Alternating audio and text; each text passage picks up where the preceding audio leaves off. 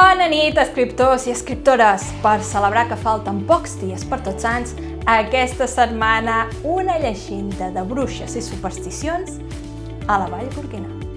Crida 183. Llegenda del dolmen de Pedra Gentil. El dolmen de Pedra Gentil és un dels llocs més antics de Catalunya, amb més de 4.000 anys d'antiguitat. El dolmen es troba dins el Parc Natural del Montnegre i el Corredor, prop de Vallgorguina.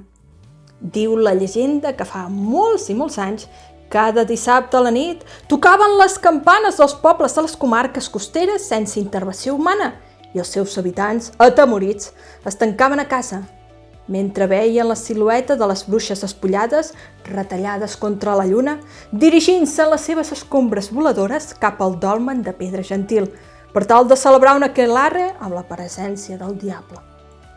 Era vox populi que les bruixes es reunien amb el diable per tal de passar comptes i donar constància de les seves accions, i que aquelles que no havien comès malfetes suficients eren penjades allà mateix per no haver complert el seu deure.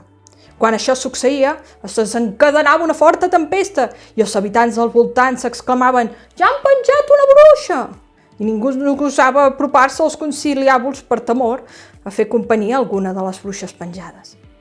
Tot i així, com que no se sabia exactament què feien les bruixes dissabte a la nit en aquell lloc tan tranquil la resta de la setmana, un jove pescador decidia anar a la tarda del dissabte al dolmen i amagar-se, per tal de poder contemplar l'aquelarre i poder explicar-ho després al poble.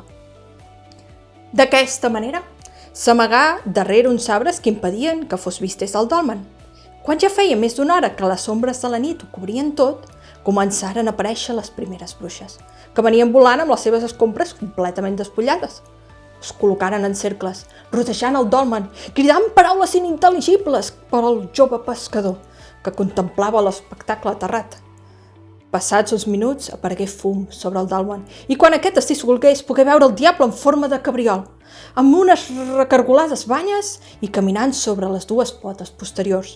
En veure aquella dantesca figura, el pescador caigué d'esquena a terra i també havia estat descobert a causa del soroll que havia fet, però s'aixecà a poc a poc i veia que no l'havien sentit. Ans totes les bruixes miraven concentrades al diable. Les bruixes, una a una, començaren a explicar en el seu idioma, per la qual cosa el pescador podia comprendre què deien, les maldats que havien fet durant la darrera setmana. El diable els escoltara, donant el seu veredicte, i quan aprovava la conducta d'alguna d'elles, totes les victorejaven. Un cop hagueren parlat totes, el diable començà a dansar sobre el dolmen tocant una gralla. Les bruixes començaren a ballar en cercle al voltant del dolmen, s'agafaren per les mans, alçades a l'altura del cap, i donaven saltets ara amb una cama, ara amb l'altra.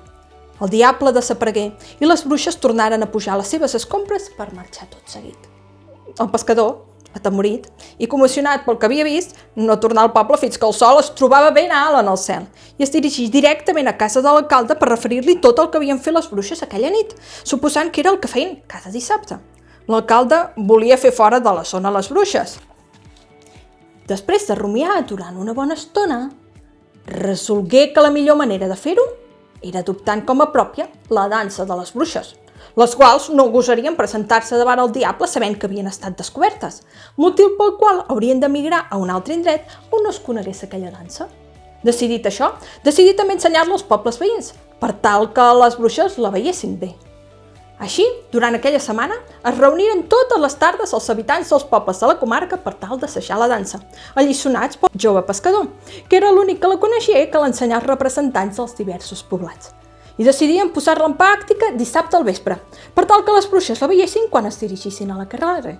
Tots els habitants de cada població es reuniren aquella tarda de dissabte a les seves respectives places, formant diverses rotllanes i, amb la melodia de diversos músics amb gralles i violins, començaren a dansar durant una bona estona, fins que es feu de nit. Les bruixes, que en aquell moment es dirigien a l'aquelarre en les seves escombres, veient que tots els pobles feien gran festa amb les seves danses, llançaren un crit estrident i marxaren cadascuna en una direcció diferent, sense que cap d'elles es dirigís al dolmen. Havent escoltat els crits i havent vist marxar les bruixes, tots els habitants cridaren d'alegria, saltaren i feren una gran festa que durà tota la nit per tal de celebrar que s'havien desfet de les bruixes.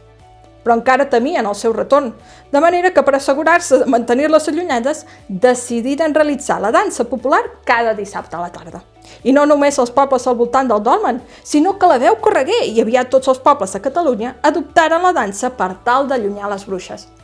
Donat que el pescador que ha passat tota la nit contemplant el dolmen i descobrir la dansa de les bruixes era procedent de la Cerdanya, la dansa rebé el nom de sardana, que esdevingué dansa popular i mantingué des d'ençà el país lliure de bruixes. A avullescriure.cat trobareu l'anunciat de la crida d'aquesta setmana. Bona setmana i bona escriptura! Ens llegim!